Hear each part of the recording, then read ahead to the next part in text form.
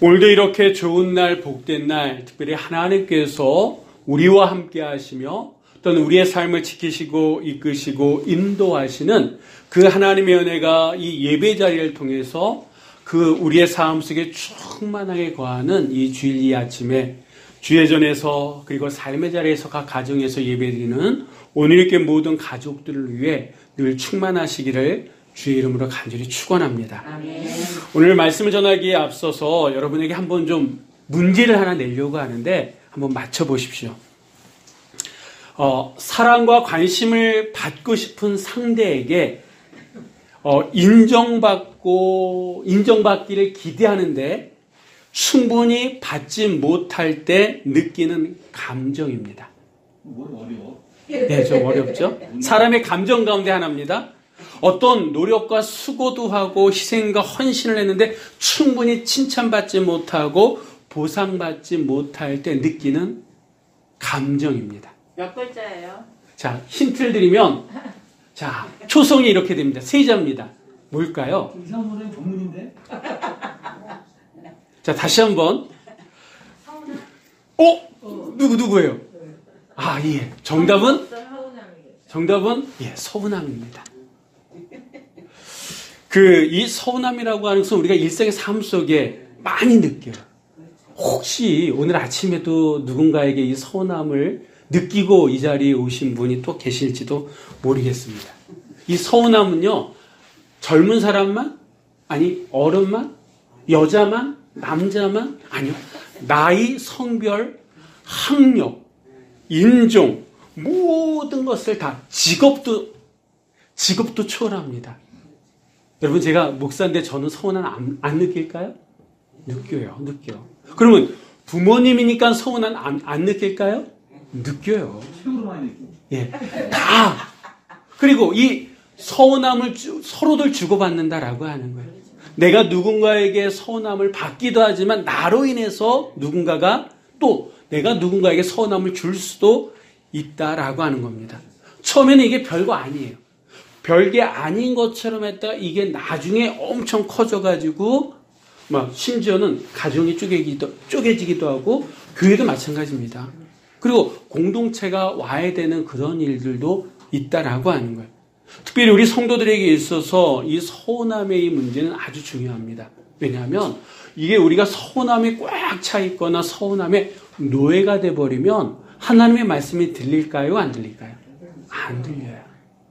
안 들려. 하나님께서 말씀 안 하시는 게 아니라 하심에도 불구하고 듣지 못합니다. 그러다 보니까 하나님의 은혜 가운데 거할 수가 없다라고 하는 거예요. 그래서 오늘은 이 추수감사주의를 앞둔 오늘 우리가 이 서운함, 일상의 삶 속에 흔히 널려 있기도 한 이 서운함의 문제를 말씀으로 좀 바라보면서 이 서운함을 뛰어넘어서 하나님 앞에 감사의 삶, 감사의 제사를 준비하자라고 하는 마음에 오늘 이 본문의 말씀을 같이 좀 봤으면 좋겠습니다. 오늘 이 본문의 말씀이 있는 이 누가복음 15장, 우리가 잘 알고 있는 탕자의 비유에 나오는 그 이야기, 끄트머리에 있는 이야기거든, 오늘 본문의 말씀이. 자, 오늘 본문의 말씀은 이렇습니다. 어느 한 아버지에게 두 아들이 있었는데 둘째 아들은 자기 것 목 달라고 해가지고 먼 나라 갔다가 허랑방탕하게 살다가 이제 겨우 돌아왔어요. 그래서 그 기쁨을 함께 나누고자 아버지가 살찐 송아지를 잡고 집에서는 지금 잔치가 벌어지고 있습니다. 근데 이제 맏아들, 큰아들이 그걸 모르고 밖에 나가서 밭에 나가가지고 열심히 하루 종일 일하다가 돌아왔어요. 그러니까 동생 목까지 정말 이따가 보시겠습니다만 종처럼 열심히 일하고 돌아왔습니다. 늦게까지 일하다 보니까 기진맥진해서 돌아오는데 어제와 같지 않아요? 집 쪽에서 풍악 소리가 들리기 시작합니다. 그래서 이게 무슨 일인가 해가지고 사람을 보내서 들은 얘기가 자기 동생이 살아 돌아왔다는 거예요.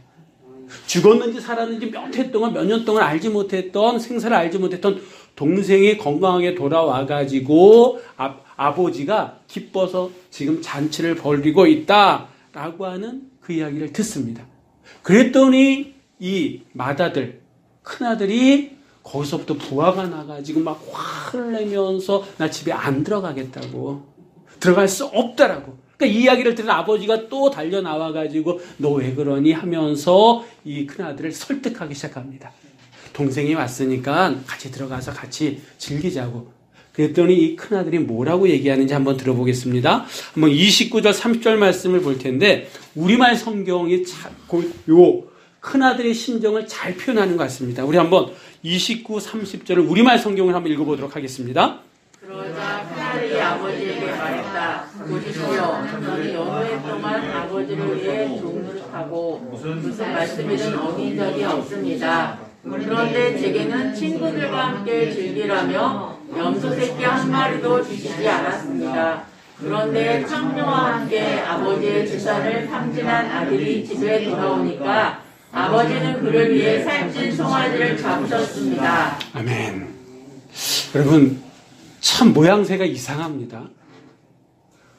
집 나간 작은 아들은 들어와서 아버지가 이렇게 준비한 잔치를 벌이고 있는데 그동안 집을 잘 지키고 있던 이 큰아들은 지금의 이제 집에 안 들어가겠다라고 참 잘 돼가는 집안이죠. 자, 근데 이걸 보면 우리가 먼저 이 큰아들의 이 말 속에 어떤 게 느껴집니까? 서운함. 누구에 대한? 아버지에 대한 서운함이 느끼죠. 그러니까 어떻게 보면 모르는 사람이 보면 아, 이 큰아들 네 가지가 없네 이렇게 말할 수도 있어요. 근데 우리가 이 큰아들에 대해서 오해하지 말아야 될 것은 어떻게 보면 이 사람이 네 가지가 없는 사람은 아닌 것 같아요. 왜냐하면 몇 가지 이유가 있는데 이 아버지는요 부자예요. 작은 아들이 자기에게 유산을 미리 달라고 했을 때 그걸 가지고 먼 나라 가서 몇 해 동안 있을 정도로 유산을 충분하게 띄워줄 정도의 부자입니다. 그리고 이 집안은 종들도 많았던 것 같아요. 그러면 보통 이런 아버지 밑에서 자랐다고? 이게 금수저면 이렇게 아침부터 저녁 늦게까지 일을 합니까? 안 합니까? 보통은 안 하잖아요. 근데 이 아들은 늦게까지 일할 수 있는 어떻게 보면 좀 열심히 일하는 성실한 사람이다라고 하는 거예요. 자, 또 이 가족의 명예를 중요시 여기고 동생의 그 떠난 그 빈자리를 묵묵히 지켰던 책임 있는 사람이 어떻게 보면 이 큰아들이에요. 그리고 이 말에도 나오는 것처럼 작은 아들은 아버지가 말하면 아우 듣기 싫어 하면서 듣기 싫어가지고 가출했잖아요. 근데 이 아들은 지금까지 아버지의 말씀이라 그러면 토시 하나 안 달고 싫은 내색 하지 않고 아버지의 말씀에 순종했던 효자였다라고 하는 거예요. 그런데 그런 사람이 성실하고 책임감이 있고 아버지 말이라면 다 듣고 순종했던 이 효자인 이 큰아들이 지금 아버지에게 어떤 감정이 있는 거예요? 서운한 감정이에요. 서운한 감정이.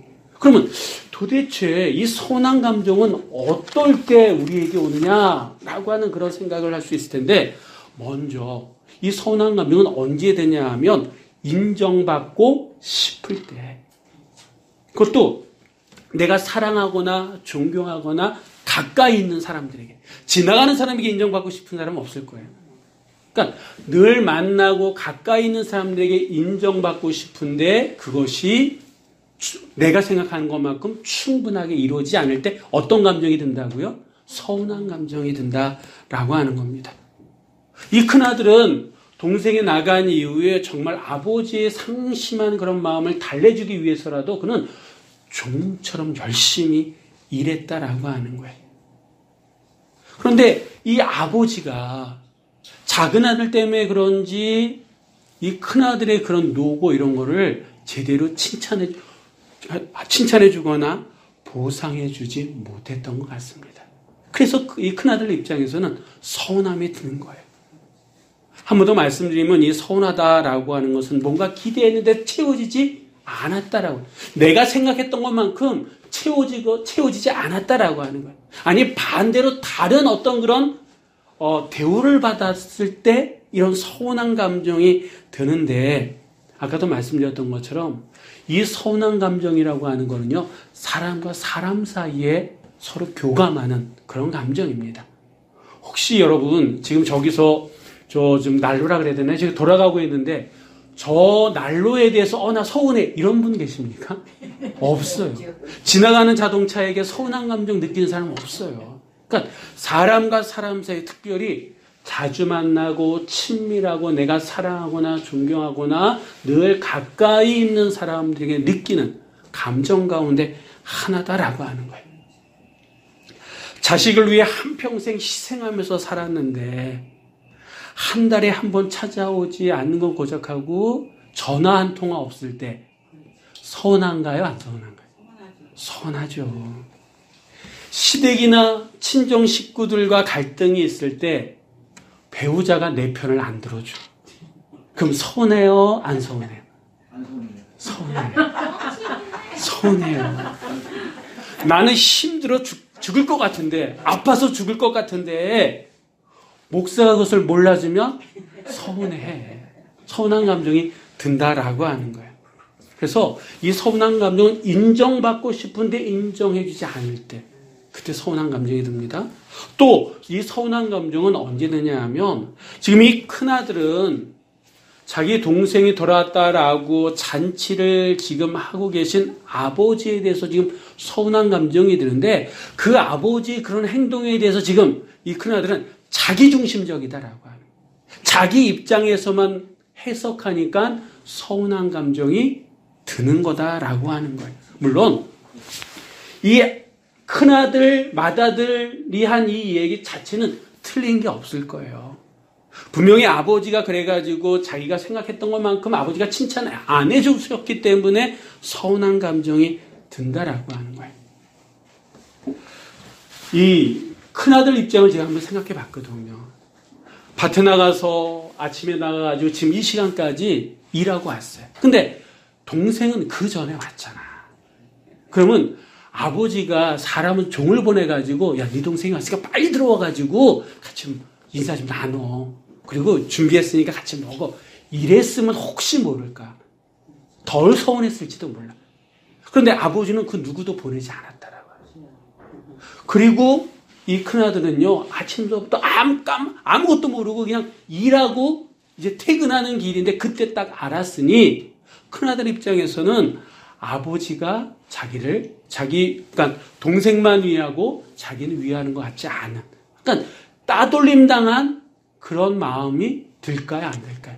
들 수도 있다라고 하는 거예요. 특별히 동생은 어떤 사람이에요? 아버지에게 자기 유산을 다 받아서 갔다 온 사람이잖아요. 멀리 간 사람이잖아요. 그러면 이제 나머지 유산은, 나머지 이 집안에 있는 재산은 누구 거야? 큰아들 거지. 큰아들 거죠? 그런데 지금 이 아버지가 동생이 왔다고 살찐 송아지를 잡았는데 이건 누구 거 쓴 거야 지금? 그렇지. 어떻게 보면 그렇다라고 하는 거야. 그러니까 이 큰아들 입장에 있어서는 자기 것을 또 이 동생은요 내 것을 빼앗으러 온 사람이라고 생각할 수 있다라고. 그러니까 불안해서 서운함을 느낀다라고 하는 거예요.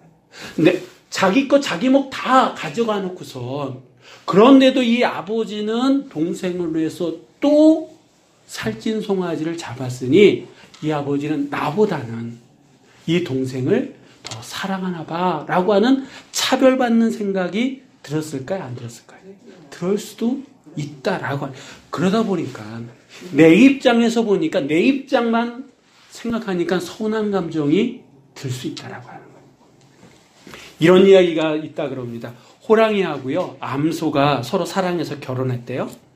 세월이 흘러가지고 신혼이 끝났어요. 한참 끝난 다음에 드디어 이제 서로에게 쌓여있던 서운함을 얘기하는데 남편인 호랑이가 얘기합니다. 당신 나 정말 이제 무시하지 말라고. 왜 당신은 나를 항상 무시하냐고. 내가 당신을 얼마나 사랑하는지 아냐고. 그러니까 이 암소가 눈이 동그래져가지고 무슨 얘기하냐 그렇게 쳐다봤대요. 그랬더니 이 호랑이가 하는 말이 내가 맛있는 고기 생길 때마다 나는 먹지 않고 당신한테 갖다 주는데 당신은 그때마다 나를 무시하냐고. 나를 사랑하긴 하냐고. 나에 대해서 알긴 아냐고. 항상 날 무시하면서 그렇게 얘기하지 않느냐. 그러니까 이 암소가 아주 황당하다는 듯이 누가 누구한테 할 소리를 하고 있냐고. 나도 하고 싶다고. 내가 지금까지 하지 못했던 얘기를 하자면 정말 엄청 많은데 나도 똑같다고. 당신 정말 나를 사랑하긴 하냐고. 나도 맛있는 풀이 있으면 당신 생각나서 갖다 주면 당신 뭐라 그랬냐고. 응. 나를 무시하냐고. 나를 사랑하긴 하냐고. 똑같이 나한테 그러지 않았냐고. 여러분, 호랑이가 암소를 사랑했습니까? 안 사랑했습니까? 사랑했죠. 암소도 호랑이를 사랑했어. 근데 자기 입장에서 암소가 고기를 먹을 수 있겠습니까? 호랑이가 풀 뜯을 수 있겠습니까? 그러니까 자기 입장에서 보면 서운하다라고 하는 거예요. 내 입장에서만 생각하면 서운하다라고 하는 거예요. 내 입장에서만 생각하면 어떻게 나에게 이럴 수 있냐고. 내가 너를 어떻게 키웠는데 네가 나한테 이럴 수 있느냐 얘기할 수가 있습니까? 없습니까? 있죠. 내 입장에서는. 내 입장에서만 보면. 여러분, 근데 이게 심지어는 우리 입장에서 하나님에게도 그러지 않습니까? 하나님 어떻게 이러실 수 있냐고. 언제까지 나를 이렇게 내버려 두실 거냐고. 언제까지 가만히 계실 거냐고. 이렇게 서운함을 하나님 앞에 얘기할 수 있습니까? 없습니까? 있어요. 내 입장에서는. 그러면 이 서운함의 이 문제를 어떻게 해결할 수 있느냐? 문제는 다 가지고 있어요. 내 입장에서는 서운한 거예요. 기대를 했는데 기대치가 채워지지 않으면 서운한 거예요. 이게 넘 얘기가 아니라 우리 얘기고 특별한 경우만 아니라 우리가 일상의 삶 속에 얼마든지 느낄 수 있는 그런 감정들 아닙니까? 그럼 이거를 어떻게 해결하느냐? 이건 더 중요한 문제다라고 하는 거예요. 자, 우리 다시 한번 말씀을 같이 보실 텐데 29절, 30절 말씀 우리 아까 봤습니다만 우리 다시 한번 읽어보도록 하겠습니다. 아버지께 대답하여 이르되 내가 여러 해 아버지를 섬겨 명을 어긴 적건을 내게는 염소 새끼라도 주어 나와 내 것으로 즐기게 하신 일이 없더니 아버지의 살림을 창녀들과 함께 삼켜버린 이 아들이 돌아오매 이를 위하여 살찐 송아지를 잡으셨나이다. 아멘. 자, 이 서남의 감정을 어떻게 해결할 수 있냐 그 첫걸음은요. 이 큰아들처럼 솔직하게 표현하는 거다라고 하는 거예요. 막연하게 표현하는 것이 아니라 실제적으로 있었던 이 예를 들면서 얘기하는데 한 가지 주의할 점은 우리 집사님이나 권사님들은 아실 수도 있는 그런 표현법인데요. 너 전달법이 아니라 너 때문에 이러잖아 하면서 정지하려는 것이 아니라 나 전달법. 이런 일이 일어서서 내 마음이 상했어. 그러니까 너 때문에 그런 게 아니라 이런 일들로 해서 내 마음이 좀 이래. 내 감정이 이래. 요즘 젊은 친구들, 청년들 잘 안 자거든요. 늦게까지 모아 그러지 않습니까? 빨리 자! 이러는 게 아니라 그러면 감정에 사니까 네가 이렇게 자지 않으면 네 건강 상할까 봐 아빠, 엄마가 걱정이 돼. 이게 나 전달법이라 그러더라고요. 그러니까 너 때문에 그런 게 아니라 그런 일로 인해서 내 마음이 좀 이렇거든. 그러니까 이렇게 있는 그대로 뭔가를 표현할 수 있는 이렇게 얘기하라라고 하는 겁니다. 그러니까 솔직하게 없는 얘기하는 게 아니라 있었던 그 얘기를 하면서 내 감정이 이래 솔직하게 표현하는 것. 자, 또 한번 보겠습니다. 31절, 32절 말씀 또 한번 다 같이 읽어보도록 하겠습니다. 너는 항상 나와 함께 있으니 내 것이 다 내 것이로되 이 내 동생은 죽었다가 살아났으며 내가 잃었다가 얻었기로 우리가 즐거워하고 기뻐하는 것이 마땅하다 하니라. 아멘. 아멘.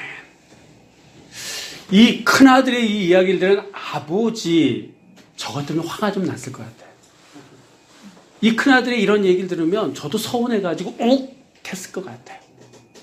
그래서 우리가 흔히 쓰는 야, 너 형이 돼가지고 이렇게 하면 되겠어?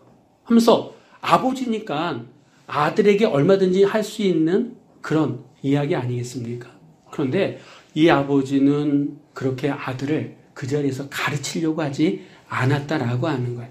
오히려 큰 소리 내기보다는 여기 보면 이게 원어에는요 테크노온이라고 하는 말을 썼는데 얘야 이런 얼마든지 이 큰아들의 얘기를 들으면 감정이 욱할 수 있는데 이 아버지는요 그 감정을 누르고 얘야 이렇게 사랑 애정 어린 표현으로 불렀다라고 하는 거예요. 자신만 따돌렸다라고 서운해하는 이 맏아들에게 나는 항상 너와 함께 있었다라고 얘기합니다. 자기는 종처럼 지금까지 열심히 일만 했다라고 하는 그 아들에게 아니야 너는 사랑하는 내 아들이야 라고 얘기합니다. 돌아온 동생이 자신의 것을 빼앗을까봐 불안해하고 있는 이 큰아들에게 내 것이 다 누구 것이라고? 네 것이야. 내 것이니까 염려하지 마 하면서 다독였다라고 하는 거예요. 아버지는 서운해하는 이 맏아들의 마음을 읽었어요. 이해해주고 있다라고 하는 거예요. 만약에 여기서 이 아버지도 감정이 욱해가지고 너 지금 아빠한테 이 버르장머리 없게 무슨 짓 하는 거야? 라고 서로 감정이 충돌했다 그러면 어떻게 됐을까요? 아마 그것을 본 작은 아들도 민망해가지고 또 집 나갔을지도 몰라요. 그리고 큰아들은 큰아들대로 그러니까 아버지는 아버지대로 다 이 집안이 쑥대밭이 됐었을 겁니다. 근데 이 아버지는 그렇게 하지 않았다라고 하는 거예요. 여러분 한번 생각해 보세요. 지금 이 순간 가장 서운해할 수 있는 사람은 누굴까요? 누굴까요? 아버지 아니겠어요? 둘째 아들이 돌아오긴 돌아왔는데 이 돌아온 요 놈은 어떤 놈이에요? 자기 유산 달라고 아버지 재산 3분의 1 정도 이미 떼가지고 간 왼수 같은, 말은 지지리도 안 듣는 그런 왼수 같은 그런 아들놈이잖아요. 그리고 지금 이 큰아들, 그동안 좀 의지했었던 이 큰아들은 지금의 이 상황을 이해하지 못하고 속 좁게 밴댕이 속을 가지고 있는 어떻게 보면 그런 아들 실망이 되겠습니까? 안 되겠습니까? 그러니까 어떻게 보면 아버지 입장에서 가장 가슴이 먹먹한 그런 상황인데 이 아버지는 그렇게 하지 않았다라고 하는 거예요. 큰아들 입장에서 이 자기 동생은 자기 것을 빼앗아가는 어떻게 보면 나쁜 놈이야. 그런데 이 아버지 입장에서 큰아들이든 사람들이 얘기하는 탕자라고 얘기하는 이 둘째, 차남이든 어떤 사람으로 바라보냐면 내 것을 빼앗거나 가문을 욕되게 하는 그런 아들들이 아니라 아까 우리가 읽었던 말씀에 나오는 것처럼 함께 즐거워할 대상으로 보고 있다라고 하는 거예요. 여러분이 아버지의 이런 생각, 이런 관점에 대해서 우리가 한번 잘 생각해 볼 필요가 있습니다. 아무리 속썩이고 서운하게 하는 배우자, 그것이 남편이 됐든 아내가 됐든 하나밖에 없는 나를 돕는 배필로서 세운 하나님이 허락한 사람이다라고 하는 거예요. 그렇지 않습니까? 내가 결혼을 했어요. 그 결혼할 때 내 책임이 있는 거예요? 없는 거예요? 있어요. 있어요. 우리는 그것을 하나님께서 나를 위해 허락하신 돕는 배필로 고백하고 있지 않습니까? 자, 그리고 아무리 가정을 망신시키고 서운하게 하는 자식도 누구 몸에서 나온 거예요? 그렇지, 내 몸이지. 내 몸의 한 부분이지. 그러니까. 그리고 이 표현이 좀 그렇습니다만, 그러니까 우리 얘기가 아니라 어떤 사람들에게는 아무리 짐이 되는 부모님이지만 나를 세상에 있게끔 하신 나의 가장 근본적인 근원이 부모님이시잖아요. 그러니까 그분들, 그 사람은 나를 서운하게 하는, 때로는 서운하게 하기도 하지만 결국 내 출발점이다라고 하는 거예요. 내가 끝까지 책임지고 함께 사랑해야 될 사람들인데 그 서운하게 했다라고 하는 그 상황만 보면 서운하지. 근데 이 아버지처럼 함께 가야 될 사람이다 라고 보면 그 서운함이 눈 녹듯 녹아내린다라고 하는 겁니다. 그리고 무엇보다도 이 서운함의 문제를 해결할 수 있는 가장 근본적인 것은요, 여러분, 성경에 나오는 인물 가운데에 가장 서운함을 많이 느꼈을 법한 그 서운함의 깊이가 우리가 감당할 수 없을 정도 느꼈던 분이 누굴까요? 예수님이다라고 하는 거예요. 예수님은 3년 반 동안 동고동락했던 제자들 다 배신하고 갔잖아요. 심지어는 나만 믿으시라고 했던 베드로는요, 어떻게 보면 예수님 보는 눈앞에서 3번 부인하고 저주까지 했던, 그리고 제자 가운데 하나는 당신을 인신매매 시켰잖아요. 여기서 끝난 것이 아니라 십자가 위에서 예수님께서 하셨던 마지막 말씀 가운데 하나가 뭐였습니까? 아버지요, 아버지 어째 나를 버리시나이까. 심지어는 하나님께 버림받은 듯한 그런 배신감마저도 느꼈다. 그러니까 전지전능하신 하나님이잖아요. 그러면 사람들을 구원하기 위해서 이 십자가 말고 다른 것도 다른 어떤 것도 충분히 하실 수 있음에도 불구하고 하나님께서 그렇게 하지 않으시고 십자가에서 마치 당신의 아들을 버린 것처럼 그렇게까지 하셨던 그런 아버지, 그런 하나님에 대해서 예수님은 철저하게 처음부터 끝까지 철저하게 믿음으로 나갔다라고 하는 거예요. 그러니까 하나님에 대한 신뢰, 하나님에 대한 믿음이 결국 서운함을 이길 수 있게끔 했다라고 해요. 그렇기 때문에 이 서운함의 문제 앞에 우리가 어떻게 되느냐? 예수 그리스도를 바라봐야 된다라고 하는 겁니다. 예수님이 서운함 가운데 살아가고 있는 우리들에게 이렇게 말씀하실지도 몰라요. 힘들지, 나도 알아. 왜냐하면 예수님도 느껴보셨으니까. 사람들에게 배신감 당하기도 하고 심지어는 하나님께도 버림받은 듯한 그런 느낌을 받으셨으니까. 나도 고통스러워서 아버지께 이 잔을 옮겨달라고 기도도 했고 정말 죽을 것처럼 괴로워서 겟세마네 동산에서 아버지의 뜻을 알게 해달라고 기도하고 아버지의 뜻대로 해달라고 밤새워 땀방울이 핏방울이 되도록 기도하지 않았냐. 그러면서 예수님께서 그런 말씀하실 것 같아요. 서운하니 기도하라고. 내가 너를 안다고. 내가 너와 함께 할 거라고. 세상 끝날까지 너와 함께 하니까 힘내라고.